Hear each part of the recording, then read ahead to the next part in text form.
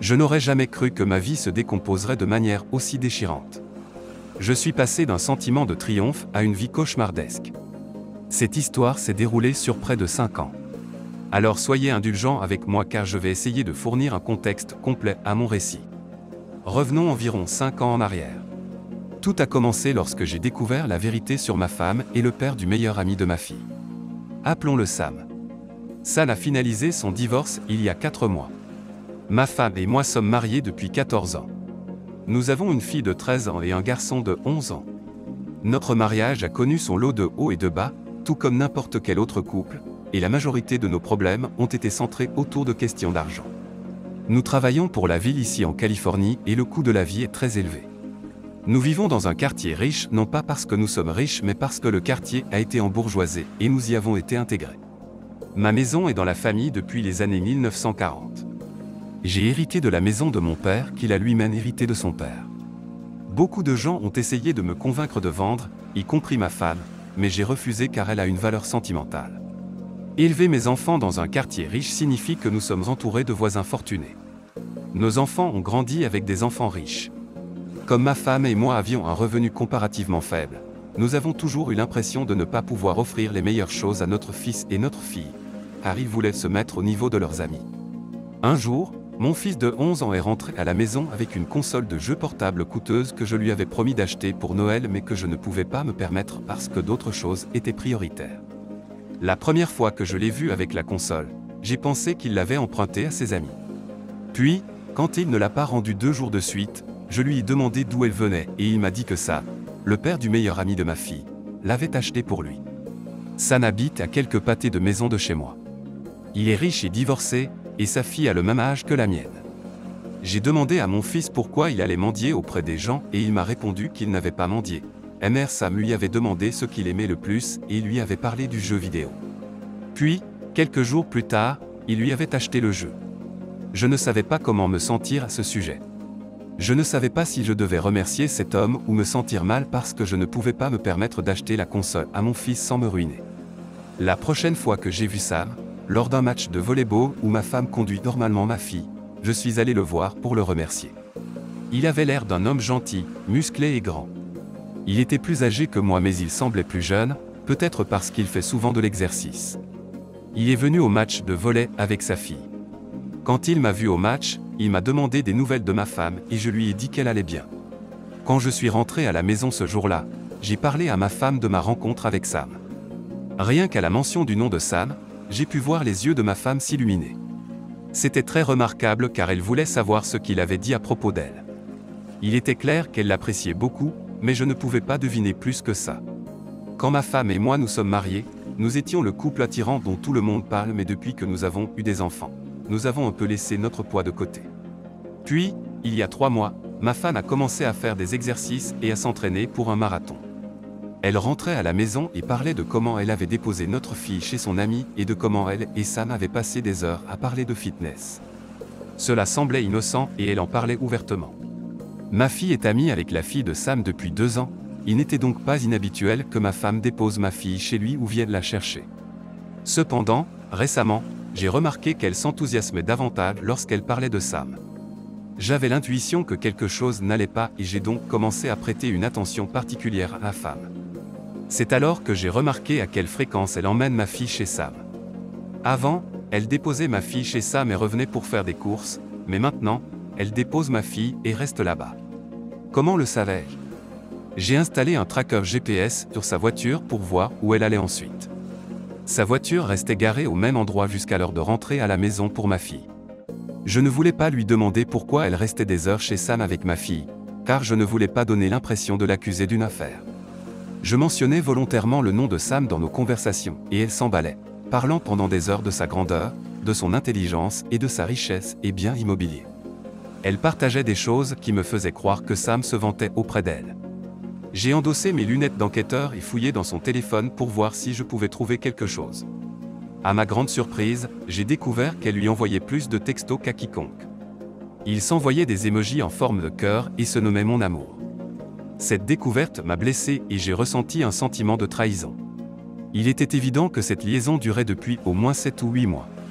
Peut-être quelle était la raison du divorce de Sam, car il avait déposé sa demande à peu près à cette période.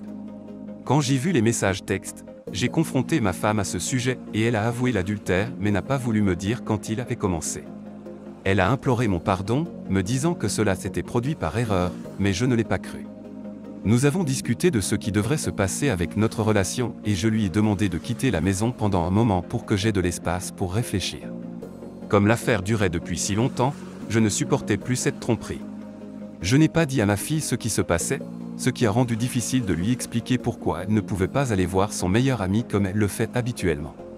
Malheureusement, cela a donné à ma femme l'opportunité de manipuler ma fille et de lui raconter toutes sortes de mensonges pour se retourner contre moi.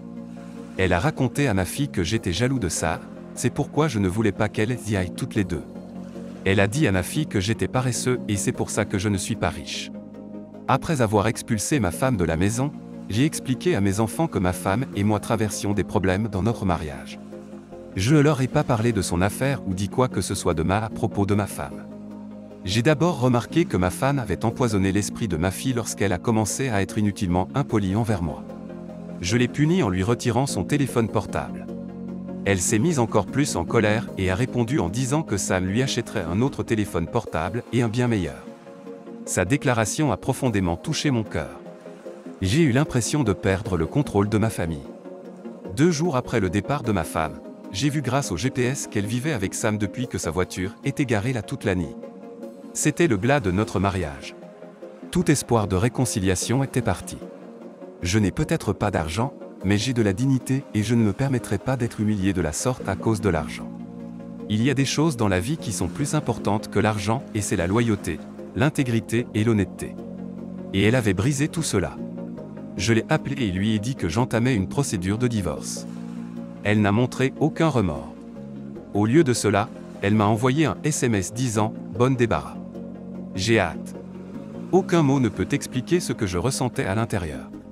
J'étais visiblement déprimé et je n'ai pas mangé pendant 3 jours. Je me comportais comme un robot, un mort-vivant. Dans toute ma vie, j'ai fait de mon mieux pour m'assurer que mes enfants étaient bien fournis et ma femme a tout détruit pour commencer une nouvelle vie avec un autre homme. Puis une nuit, ma fille n'est pas rentrée à la maison.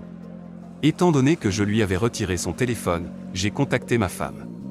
J'ai appelé ma femme pour demander où se trouvait notre fille et elle m'a dit qu'elle était chez Sam et qu'elle y resterait dorénavant. J'étais furieux. Je lui ai dit qu'elle était folle et que je voulais ma fille chez moi immédiatement. Une dispute éclata avec des insultes et des paroles violentes. Elle m'a traité de fainéant, disant que je ne peux pas me permettre une femme comme elle et comment Sam lui avait ouvert les yeux sur sa beauté et comment je ne la mérite pas et que je la retiens depuis 14 ans. Je ne pouvais pas croire ce que j'entendais. J'étais rempli de colère et de rancœur. Je n'en pouvais plus. J'ai donc conduit jusqu'à la maison de Sam et appelé la police. Quand ils sont arrivés, je leur ai dit que je voulais ma fille ou que j'entrerais de force dans la maison pour la sortir. Quand la police est arrivée, ma femme n'a eu d'autre choix que de me laisser emmener ma fille chez moi. J'avais quelques mots choisis pour ce serpent de Sam. Il était clair qu'il voulait me voir partir de sa propriété parce que j'agissais de manière folle. Il ne voulait pas faire de scène, c'est pourquoi ils ont laissé partir ma fille. Inutile de dire que ma fille n'a pas apprécié le fait que je l'ai emmenée hors de la maison de Sam avec l'aide de la police. Elle me détestait. Elle ressemblait à sa mère quand elle parlait. Je n'ai pas montré de colère envers elle parce que je savais qui lui disait quoi dire. Après cet incident, ma femme a engagé un avocat coûteux payé par Sam et elle insistait pour un divorce rapide. J'ai accepté le divorce dès que j'ai été informé mais je n'étais pas d'accord avec la garde, nous sommes donc allés en jugement. Il ne voulait rien de moi parce que je n'avais rien à part une maison coûteuse qu'elle ne pouvait pas toucher car elle était dans la famille et n'a pas été achetée pendant notre mariage. J'ai rapidement réalisé que la raison pour laquelle ils avaient engagé un avocat coûteux était parce que ma femme et ça réclamaient la garde exclusive, affirmant que j'utilisais les enfants contre elle. L'affaire a été portée en justice et j'étais abasourdi lorsque mes 2 enfants ont dit au juge que j'étais physiquement et verbalement abusif. Mon avocat bon marché était terrible. C'était le meilleur que je pouvais me permettre. Son avocat astucieux a utilisé mon comportement la nuit où j'ai appelé la police pour ma fille disparue et à quel point j'agissais de manière folle sur les lieux. J'étais consterné qu'elle aille jusqu'à faire mentir mes enfants au juge. Je n'en voulais pas à mes enfants. J'avais foi en eux, qu'ils grandiraient et se souviendraient que la seule chose dont j'étais coupable, c'était de ne pas être riche. Après la bataille judiciaire acerbe, elle a gagné. Elle a réussi à détruire ma famille. Mission accomplie. Cela a été un signal d'alarme pour moi. Je ne suis pas resté à la maison à boire ou à m'apitoyer sur mon sort. Heureusement, mon travail propose une thérapie gratuite pour des situations comme celle-ci et j'en ai profité. J'ai rejoint la salle de sport et j'ai pratiqué les sports. J'ai utilisé l'exercice comme moyen d'exprimer la colère et le ressentiment que j'avais accumulé à l'intérieur. Je savais que je ne devrais pas être en colère contre mes enfants, mais je me sentais quand même trahi et j'ai fait de mon mieux pour me rappeler que c'était mon devoir en tant que père de les protéger et de pourvoir à leurs besoins, en toutes circonstances. Un mois après le divorce, mon épouse a ajouté l'insulte à l'injure en me mettant une ordonnance restrictive en place. Non seulement j'ai été faussement accusé, mais mes enfants m'ont également été enlevés et maintenant j'ai été servi avec une ordonnance restrictive. Ma famille et mes amis m'ont dit de me contrôler et de ne rien faire d'irrationnel. Je me suis concentré sur mon travail et ma santé et j'ai ignoré ma famille pendant des mois. J'avais l'impression qu'ils étaient mieux sans moi. Après le divorce, ma femme a acheté une nouvelle voiture et a quitté son emploi pour devenir une mère au foyer d'une famille recomposée. Il y avait mes 2 enfants et les 3 enfants de Sam, tous adolescents. Sam avait une fille plus jeune et 2 fils adolescents plus âgés. Je m'inquiétais que ma fille de 13 ans vive dans la même maison que 2 autres garçons non apparentés et je me sentais impuissant car je ne pouvais rien y faire. 4 mois après le divorce, j'étais dans la meilleure forme de ma vie. J'ai fait de nouveaux amis et je suis sorti en rendez-vous. J'avais l'impression que le divorce et l'arrangement de la garde étaient à mon avantage car j'avais beaucoup de temps libre mais je me sentais vide à l'intérieur. Mes 2 enfants me manquaient, tout comme le processus pour les élever. Leur voix me manquait à la maison. Alors j'ai décidé d'aller voir mon fils à l'école pendant la récréation. Quand il m'a vu, il a couru aussi vite qu'il a pu et m'a enlacé. Nous nous sommes assis sur un banc et il m'a raconté tout ce qui se passait chez Sam et tous les jouets et jeux vidéo auxquels il jouait. Il semblait heureux et en bonne santé et voulait savoir quand il reviendrait à la maison. Les larmes me sont montées aux yeux en sachant que malgré mon insuffisance financière, mon fils pense toujours à revenir à la maison même s'il avait le choix de vivre à Disneyland. Je suis rentré chez moi ce jour-là en tant que père fier. Je lui ai dit de ne pas dire à sa mère ou à sa sœur que je lui avais rendu visite et que je le visiterais au moins une fois par semaine. Donc, avec le temps, je rendais visite à mon fils au moins une fois par semaine, passant quelques minutes avec lui avant qu'il ne retourne en classe. Lors de l'une de ces visites, il a mentionné qu'il avait surpris ma fille en train d'essuyer des larmes de ses yeux comme si elle était en train de pleurer. Je n'y ai pas vraiment prêté attention. Cela aurait pu être n'importe quoi. Puis une autre fois, il m'a dit qu'il avait surpris mon ex-femme en train de pleurer à plusieurs reprises. Je lui ai demandé pourquoi elle pleurait et il m'a dit qu'elle était aussi contrariée que Sam. Je lui ai demandé pourquoi elle était contrariée. Oubliant qu'il était un petit garçon, je lui ai posé toutes sortes de questions auxquelles il n'avait aucune idée. Je suis rentré chez moi heureux parce que je savais qu'il y avait des problèmes au paradis. Je fus fier de savoir que la seule fois où je l'ai fait pleurer, c'était lorsque je l'ai surprise en train de me tromper. Savoir qu'elle n'était plus mon problème me faisait du bien. Puis un jour, j'ai reçu un appel d'un numéro que je ne reconnaissais pas. Quand j'ai décroché le téléphone, ils ont raccroché. Après plusieurs jours de ce manège, j'ai rappelé le numéro. Ça sonnait, mais la personne ne répondait pas. Cela ne s'est pas reproduit pendant quelques jours. Dans le même schéma, ils appellent, je décroche. Quand je rappelle, la personne raccroche. J'avais le pressentiment que cela pourrait être ma fille. Alors j'ai utilisé un autre téléphone pour rappeler. Et effectivement, ma fille a répondu de l'autre côté du téléphone. J'ai immédiatement raccroché. Je savais que quelque chose n'allait pas pour qu'elle me téléphone. Mon esprit était dispersé. Était-elle blessée? Était-elle en danger? Est-ce que je lui manquais? Il n'y avait qu'un seul moyen de le découvrir. Tout comme je suis allé à l'école de son frère pendant la récréation. Je suis aussi allé à son école. Je la cherchais et je l'ai trouvée. Elle était avec la fille de Sam dans le couloir. Quand elle m'a vu, elle m'a dévisagé un instant avant de se retourner. Puis elle est partie. J'ai pensé qu'elle ne voulait peut-être pas que la fille de Sam le sache. Alors je lui ai envoyé un message lui indiquant que je savais qu'elle était celle qui m'appelait et que je serais toujours là pour elle quand elle aurait besoin de moi. Elle m'a rappelé quelques minutes plus tard. Elle n'a pas dit grand-chose et ses réponses étaient brèves. J'ai quitté la conversation en pensant qu'elle voulait peut-être juste entendre ma voix. Je voulais construire notre relation donc je l'appelais tous les jours à la même heure. Au lieu de lui poser des questions, je me contentais de parler. Puis, une fois, Elle a commencé à s'excuser pour les choses qu'elle avait dites sur moi au juge, me disant que sa mère l'avait forcée à le faire. Je lui ai dit que je lui avais déjà pardonné et j'ai fait un point d'honneur à lui rappeler qu'elle est toujours la bienvenue à la maison. Cela fait environ 7 mois depuis l'audience pour la garde et depuis qu'elle a emménagé chez Sam. Elle m'a dit au téléphone qu'elle voulait rentrer à la maison. Elle pleurait en me disant cela, j'étais donc curieux de savoir pourquoi elle voulait revenir à la maison. Elle ne voulait rien me dire. Je lui ai dit qu'elle est toujours la bienvenue à la maison, mais sa mère a la garde exclusive à cause de ce qu'ils ont dit au juge. Je lui ai dit que si elle rétracte son histoire, sa mère et moi partagerions la garde afin qu'elle puisse aller et venir. Elle a fortement objecté qu'elle ne voulait pas rester chez Sam. Je craignais qu'il se soit passé quelque chose et je ne voulais pas la repousser avec mes questions. Nous avions prévu un jour de nous retrouver dans un parc pour parler. Alors, nous étions dans le parc en train de discuter tout en marchant. Je lui ai posé des questions pour comprendre pourquoi elle voulait subitement rentrer à la maison. Elle a craqué et m'a dit qu'elle était enceinte. J'avais l'impression que ma tête avait explosé. J'ai essayé de rester calme et de ne pas surréagir. Je lui ai demandé depuis combien de temps elle était enceinte et qui l'avait mise enceinte. C'est là qu'elle m'a dit qu'elle avait parlé de la grossesse à sa mère et qu'elle l'avait fait avorter. J'étais abasourdi. Je ne pouvais pas croire que non seulement ma fille était tombée enceinte, qu'elle avait avorté et que tout cela s'était passé sans que je le sache. Je me suis senti étourdi et je me suis simplement assis sur le trottoir en pleurant. Je ne pouvais pas me contrôler, car je pensais avoir déçu ma fille. J'ai demandé à ma fille qui était responsable de sa grossesse et elle a hésité, puis a dit que c'était le fils adolescent de Sam. J'étais furieux, prêt à tout pour sa défense.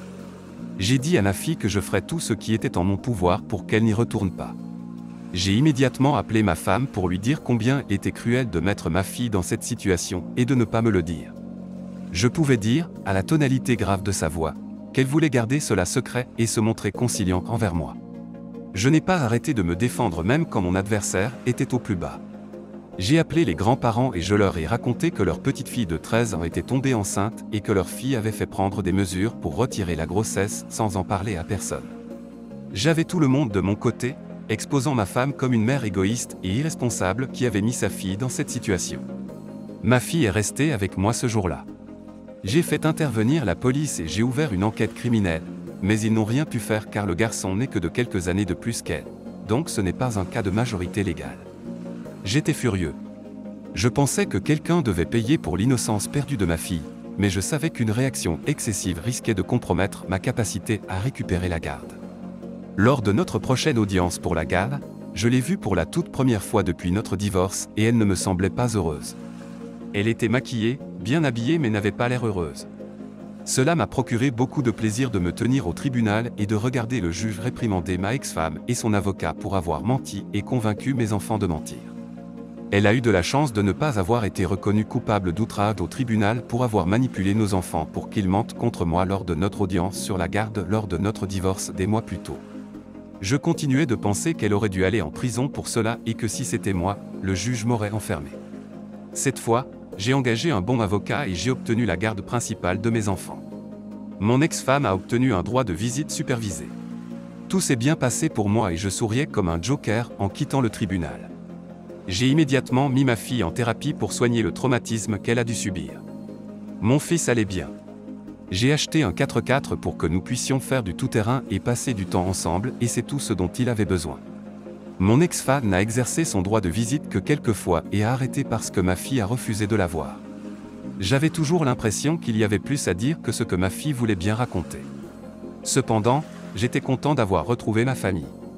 Nous n'avons jamais parlé de mon ex-femme ou de ça chez moi et je n'ai jamais rien dit de mal à propos de leur mère. Ma fille a mis fin à son amitié avec la fille de Sam. Je ne connaissais pas les détails et je n'avais pas envie de demander. Puis, 4 mois plus tard, mon ex-femme a déposé de manière surprenante une demande de divorce de Sam, ce qui m'a surpris. Je ne savais pas quoi en penser mais j'étais content que sa vie soit en désordre. 4 ans plus tard, ma fille avait presque 17 ans et elle avait toujours une relation terrible avec sa mère.